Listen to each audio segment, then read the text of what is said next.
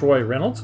Welcome to the Texans for Public Education Voter Series. This is episode 3.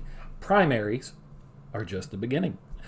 Today we're going to talk about subjects like the difference between a primary and the general election, the difference between open and closed primaries. There seems to be some confusion about that.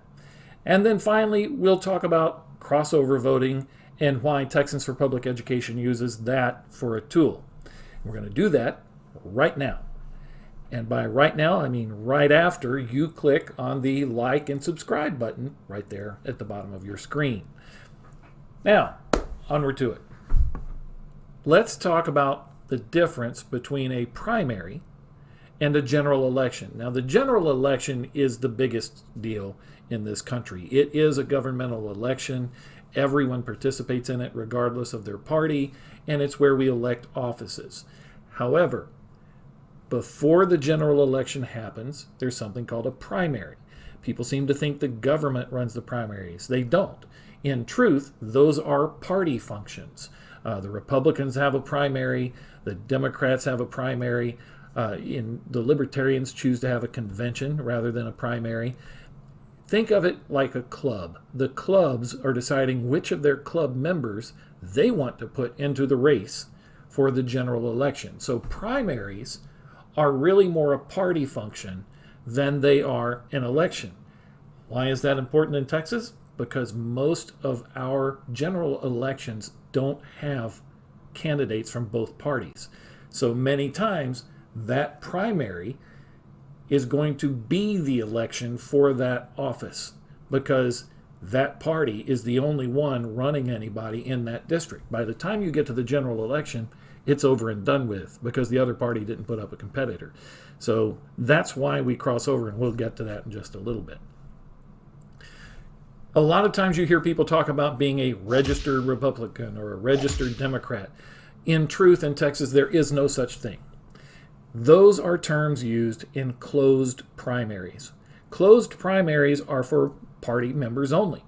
If you register as a Republican, you vote in the Republican primary. If you register as a Democrat, you vote in the Democrat primary. In Texas, we have open primaries. That means anyone can vote in any primary. Now, people will try to smokescreen you, including the way primary ballots are set up. If you look at a primary ballot, many times it will tell you it will have an oath on it, and I guarantee I am a Republican or I am a Democrat, and I will only vote for Democrats or Republicans on this ballot. Well, of course you will. That's all that's on the ballot. In truth, the way an open primary works is you may vote in any one primary you wish in any given election. Now, once you vote in a primary, let's say I go here in Montgomery County and I vote in the Republican primary this year. That means in any runoffs, I can still only vote in the Republican primary. If the Democrats have a runoff, I can't go over to their primary and vote in that runoff. I voted in the Republican primary. I am committed to that party's primary until the general election.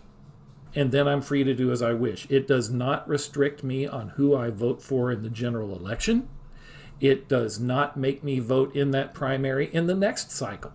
I can vote again in either primary that I wish in the next cycle. Again, the only rule is once I vote in a primary in a cycle, I have to stick with that primary in that cycle for any runoffs. Those are the rules. Crossover voting is not very popular with party members. They don't like it because people like you and people like me go back and forth between the primaries to vote in the one that affects us the most.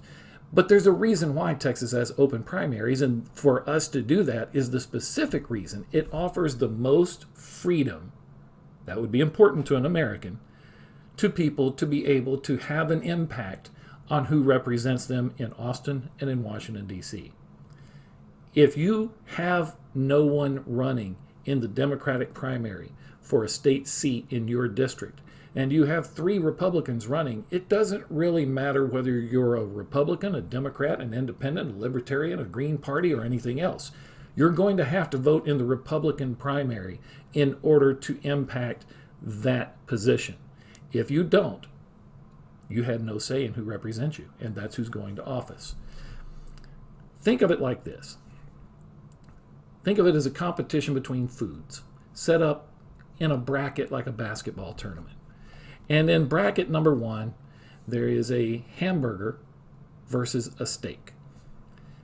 In bracket number 2, there's a platter of fried catfish versus a plate that is obviously rotten. It smells. If you eat it, you're probably going to get food poisoning. And at the end of this elimination tournament, you're going to have to eat the winner. Now, I like steaks. My instinct might be, I want to go vote for the steak. But the truth is, a hamburger would be acceptable also. The smart play is to get rid of the rotten fish and make sure it doesn't make it to the final and that I don't have to eat it. I can't assume that people won't vote for it. Someone, for whatever reason, may decide they want everyone else to eat rotten fish and advance it. And the farther into the tournament you get, the less impact my vote's going to have.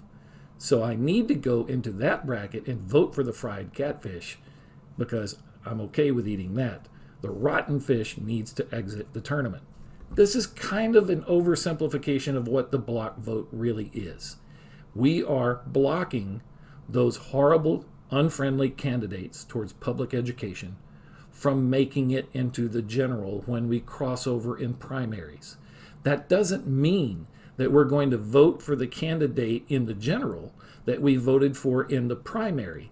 It simply means we're making sure that our odds are best, that we have someone we can live with in that position by the time all is said and done. And step 1 is crossing over in primaries and making sure we get rid of the rotten candidates. So there it is in a nutshell.